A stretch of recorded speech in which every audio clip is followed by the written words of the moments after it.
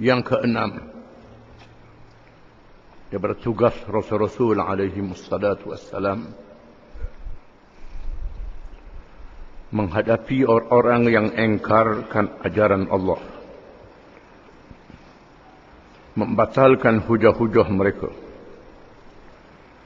menjelaskan kekeliruan yang ditimbulkan, menjawab persoalan-persoalan penting, menyelesaikan masalah-masalah dengan penuh kebijaksanaan, sehinggalah memerangi mereka yang tidak mahu dan menghalang kerja-kerja dakwah dan tidak boleh dibuat perkiraan melainkan dengan cara itu. Menunjukkan bahawa di antara tugas Rasul-Rasul alaihi wassalatu wassalam menyampaikan dakwah, menyampaikan Islam dan beramal dengannya kepada seluruh manusia, terpaksa menghadapi tentangan daripada mereka-mereka yang engkar, yang melawan. Kebiasaannya di zaman masing-masing ialah golongan al-malak, golongan pemimpin-pemimpin, raja-raja, pembesar-pembesar, dan pengikut-pengikutnya yang dikerah untuk melawan Rasul-Rasul alaihi wassalatu wassalam. Maka Rasul-Rasul menghadapi mereka dengan berdebat, dengan berhujah, dengan hujah-hujah yang kuat, bukti-bukti yang kukuh.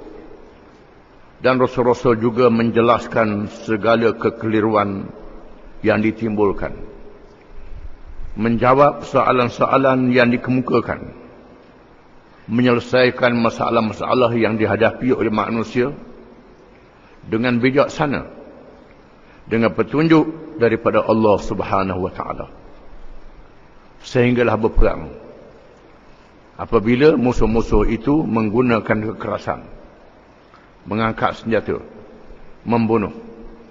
Maka Allah mengizinkan Rasul-Rasul berperang, berlawan dengan mereka yang menentang itu, sekiranya tidak ada penyelesaian yang lain melainkan dengan cara perang.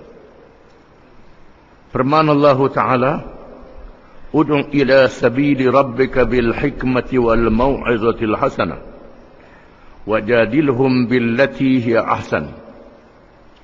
Surah An-Nahl ayat 125. Artinya, serulah manusia, berdakwah, mengajak manusia kepada Islam, kepada jalan Tuhanmu dengan hikmah dan pengajaran yang baik, dan bantahlah mereka dengan cara yang sebaik-baiknya. Yang pertama, memberi nasihat dengan ucapan-ucapan yang bernas, hujah-hujah yang menarik. Allah Ta'ala jadikan Rasul-Rasul adalah ahli-ahli pidato yang boleh menyampaikan ucapan kepada manusia. Itu di antara kebijaksanaan Rasul-Rasul alaihi wassalatu wassalam, di mana berpidato, bersyarah, berceramah, berhujah dengan manusia dengan nasihat-nasihat yang baik, dan berbantah, berdebat dengan lawan-lawannya dengan bijaksana, dengan cara yang terbaik. Sekiranya ada cara-cara yang baik, maka Rasul-Rasul mengambil cara yang paling baik untuk berhujah dengan mereka-mereka yang menentang Islam. Firman Allah Ta'ala, Ya ayyuhan nabiyyu jahidil kuffara wal munafiqin waghluz alaihim wa ma'wahum jahannam wa bi'sal masir. Surah At-Taubah ayat 73. Artinya, wahai nabi-nabi, berjihadlah melawan orang-orang kafir dan munafikin, dan bersikap keras terhadap mereka. Tempat mereka ialah neraka Jahannam, dan itulah tempat kembali yang seburuk-buruknya. Allah Ta'ala menyuruh Rasul-Rasul alaihi wassalatu wassalam berjihad menghadapi orang-orang kafir dan orang-orang munafik. Orang-orang kafir ialah mereka yang terang-terang melawan, terang-terang menentang dengan cara terbuka. Munafik inilah mereka yang senyap-senyap, zahirnya menunjuk Islam tetapi hatinya menentang Islam, menimbulkan perkara-perkara yang mengelirukan, yang menyebabkan orang ragu untuk bersama dengan Islam. Dia duduk dalam saf sekali dengan orang Islam juga, bahkan hadir dalam masjid Nabi SAW, bersemayam dengan Nabi, dengar Nabi mengajar, dengar Nabi menghujah, lepas tu menimbulkan persoalan-persoalan yang boleh meragukan orang terhadap Islam. Di mana Allah menyuruh Nabi berjihad. Berjihad dengan makna bersungguh. Itu makna jihad. Bersungguh, sanggup mengorbankan harta dan mengorbankan diri, nyawa, bagi menghadapi mereka yang menentang Islam itu. Bermula dengan cara yang lembut, sabar dengan penuh kesabaran, kesana kemari menghabiskan harta, menghabiskan wang ringgit, menghabiskan tenaga, menghabiskan kesihatan, menggunakan segala nikmat yang diberi oleh Allah Subhanahu wa taala, cara bersungguh bagi menegakkan Islam, menghadapi orang-orang yang melawan dengan terbuka, iaitulah yang kafir, dan menghadapi orang-orang yang lawan senyap-senyap, iaitulah mereka yang munafik, yang menyembunyikan kekufurannya dan disuruh berkeras terhadap mereka. Bila mereka menunjukkan keras, jangan lembut dengan mereka. Hadapi dengan tegas. Hadapi mereka dengan tegas, kerana tempat mereka ialah neraka Jahannam. Tempat orang kafir dan orang munafik ialah dihumbam ke dalam neraka. Neraka adalah seburuk-buruk tempat. Firman Allah Ta'ala, qatilul ladhina la yu'minuna billahi wal yawmil akhir ولا يحرمون ما حرم الله ورسوله ولا يدينون دين الحق من الذين أوتوا الكتاب حتى يعطوا الجزية عن يد وهم صاغرون. Surah Taubah ayat 29. Artinya, perangilah orang-orang yang tidak beriman kepada Allah dan tidak beriman kepada hari akhirat, dan tidak mengharamkan apa yang telah diharamkan oleh Allah dan Rasulnya, dan tidak beragama dengan din yang sebenar. Mereka itu terdiri dari kalangan mereka yang diberi Alkitab, sampai mereka membayar jizyah, sedang mereka dalam keadaan tunduk. Ayat ini merupakan perintah Allah supaya Nabi SAW memerangi dengan senjata menghadapi mereka yang menentang Islam di kalangan ahli kitab, iaitulah orang-orang Yahudi dan orang-orang Nasrani yang ada kitab, yang percaya kepada Rasul dan Nabi mereka, tetapi tak ikut Nabi Muhammad SAW. Padahal Allah Ta'ala menyuruh mereka di dalam kitab-kitab mereka sendiri supaya beriman dengan Nabi akhir zaman Muhammad sallallahu alaihi wasallam. Setelah berhujah, mereka tak mampu nak berhujah dengan Nabi sallallahu alaihi wasallam. Lalu mereka merancang untuk bunuh Nabi.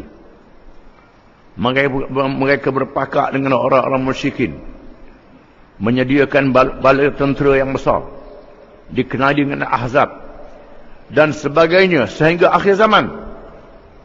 Sehingga akhir zaman mereka berpakat untuk menyerang Islam. Sampai hari ini berpakat untuk menyerang Islam. Mereka tidak setia dengan Islam, tidak ikhlas dengan Islam. Walan tardu ankal yahud walan nasara hatta tattabi'a millatahum. Orang-orang Yahudi dan orang Nasrani tidak redha dengan agamamu. Tidak redha kepadamu sehingga kamu ikut agama mereka. Baru mereka redha. Dan mereka berpakat untuk menyerang. Dan Allah Ta'ala suruh Nabi mengangkat senjata, berperang dengan golongan ahli kitab ini, kerana mereka tak percaya kepada Allah, tak percaya pada Rasulnya sallallahu alaihi wasallam, tak percaya pada hari akhirat. Perangi mereka sehingga mereka kalah. Dan mereka sanggup membayar jizyah, membayar cukai kepada kerajaan Islam. Dengan makna mereka tidak dipaksa masuk Islam. Tak boleh paksa orang masuk Islam. Kerana paksa orang masuk Islam, Islam munafik, Islam tak sungguh. Islam mestilah percaya dengan hati. Dengan sebab itu setelah mereka dikalahkan ataupun mereka menerima perdamaian dengan orang Islam, maka dibenarkan mereka berada di bawah kerajaan Islam. Dalam keadaan mereka membayar jizyah. Jizyah ini ialah cukai yang diambil daripada diri mereka sebagai balasan untuk kerajaan Islam memberi perlindungan kepada mereka, menjaga keamanan dan keselamatan mereka. Ini makna jizyah. Sekiranya kita tak mampu nak beri perlindungan kepada mereka, maka Abu Ubaidah Amir bin Jarrah radhiyallahu an memulang balik jizyah yang diambil daripada orang yang bukan Islam itu. Di mana jizyah berbeza dengan zakat. Zakat wajib bagi orang Islam, termasuk dalam ibadat. Sama ada kerajaan, tak ada kerajaan, zakat tetap wajib. Adapun jizyah ni diambil daripada kerajaan Islam yang berjaya menundukkan orang yang bukan Islam. Lalu mereka membayar jizyah. Ayat ini mengatakan golongan ahli kitab. Di sini mazhab Syafi'i mengatakan bahawa orang kafir yang layak menjadi ahli zimmah yang dibayar jizyah ialah orang-orang ahli kitab, iaitulah Yahudi dan Nasrani. Dan dimasuk dalam hadis orang-orang Majusi, sunnuhum sunnata ahli kitab, perlakukan kepada mereka dengan cara yang dilakukan bergolongan ahli kitab, iaitulah orang kafir Majusi yang menyembah api, merupakan penduduk asal negeri Parsi, negeri Iran. Asal dia agama Majusi. Maka dibuat kepada penganut Majusi macam dibuat kepada golongan ahli kitab. Maka dalam mazhab Syafi'i, orang kafir yang layak menjadi kafir zimmi ialah ahli kitab dan Majusi sahaja. Ahli kitab dan Majusi sahaja. Mereka diboleh bayar jizyah, tunduk di bawah kerajaan Islam. Bagaimana dengan orang kafir yang menyembah berhala, Hindu, Buddha dan lain-lain? Ini tak ada dalam mazhab Syafi'i. Dalam mazhab Syafi'i tak ada. Kan Imam Syafi'i dilahirkan di Hijaz, dilahirkan di Mekah, membesar di kawasan Hijaz. Di sana tidak ada Hindu, tak ada Buddha, tak ada agama lain. Maka mazhab Hanafi. Mazhab Hanafi ialah mazhab yang berkembang di India, yang berkembang di China. Mazhab Maliki, mazhab yang berkembang di utara Afrika dan berkembang di Andalus. Maka mazhab lain daripada Syafi'i mengatakan boleh juga dijadikan ahli zimmah, dia ambil jizyah daripada penganut agama yang bukan kitab dan bukan agama Majusi. Ini kerana sebab yang berbeza, keadaan yang berbeza. Dalam hal itu, sekarang kita nak pakai mazhab mana? Maka kena pakai mazhab Hanafi dan mazhab Maliki. Kerana suasana masyarakat kita, masyarakat yang lain dengan masyarakat yang adanya Imam Syafi'i. Oleh kerana itu, kalau kita baca kitab-kitab mazhab Syafi'i, kitab mazhab Syafi'i mengatakan hanya golongan ahli kitab dan golongan Majusi sahaja yang boleh jadi ahli zimmah. Yang lain pada tak boleh jadi ahli zimmah. Ini mazhab Syafi'i. Kerana suasana sejarah Imam Syafi'i. Dengan sebab itu, bila kita mengaji fiqh, kita kena mengaji juga sejarah fiqh. Kena mengaji usul dan mengaji sejarah tasyri'. Kena mengaji. Kalangan-kalangan ustaz kita yang tak mengaji sejarah, dia mengaji fiqh saja, maka waktu baik berdasarkan kepada tak tahu sejarah. Ini jadi bolong, orang kata jadi celaru habis. Dengan sebab itu kita melihat tempat Imam Malik, tempat Imam Hanafi yang sejarah dia, masyarakat dia berlainan, maka kita ikut masyarakat kita yang ada pada hari ini, masyarakat yang macam mana. Di sinilah cara kita nak mengembangkan Islam. Di mana Islam tak suruh kita paksa orang bukan Islam masuk Islam.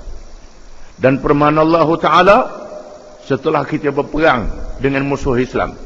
Wa in janahu lis-salmi fajnah laha wa tawakkal 'ala Allah. Dan jika sekiranya orang-orang kafir yang berperang itu mahu berdamai, maka berdamailah dengan mereka dan bertawakal kepada Allah. Bila orang kafir kata tak boleh lawan dah, kita kena berhenti. Berdamai dengan mereka. Buat perjanjian dengan mereka. Supaya mereka tunduk di bawah pemerintahan Islam. Nanti mereka tipu. Tipu itu bab lain. Tuhan sebut selepas itu, wa in yuridu an yakhda'uka fa inna hasbakallah. Dan jika sekiranya mereka nak tipu kamu, cukup Allah menolong kamu. Ada jaminan daripada Allah Ta'ala. Kerana matlamat kita bukan berperang. Berperang ni satu jalan untuk melindungi agama dan menegakkan agama. Matlamat kita yang asasi ialah mengajak orang masuk Islam. Setelah kita ajak mereka masuk Islam, mereka tak mau masuk Islam. Mereka berhujah. Kemudian mereka tunduk. Tunduk tak apa dah. Tunduk. Dia benarkan dia tunduk di bawah kerajaan Islam. Kemudian mereka berperang.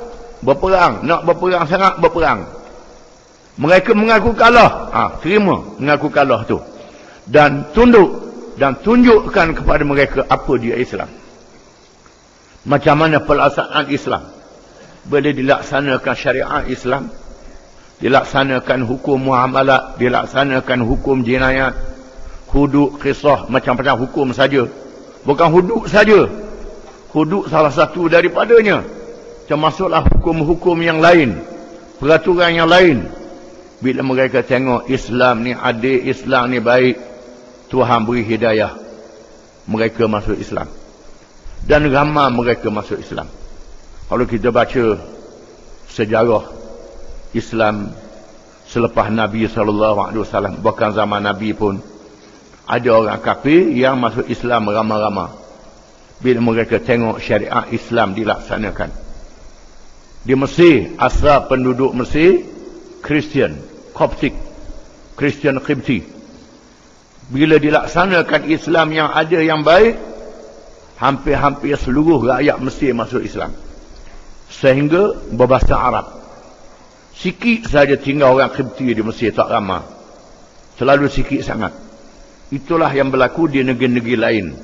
Bila Islam masuk, syariat Islam dilaksanakan, mereka tengok adilnya Islam, mereka masuk Islam.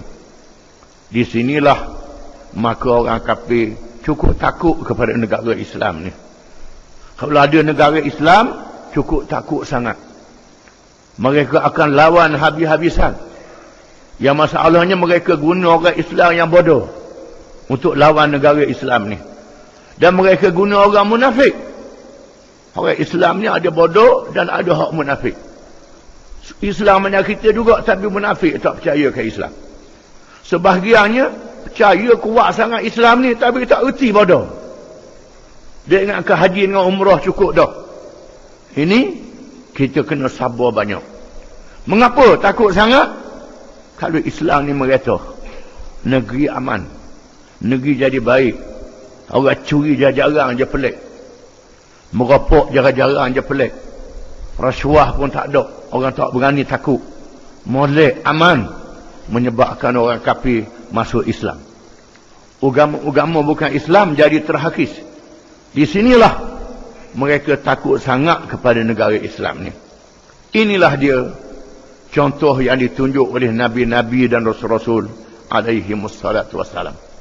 Bermula berdakwah sehinggalah mengajak manusia dengan cara melaksanakan Islam di dalam negara dan pemerintahan.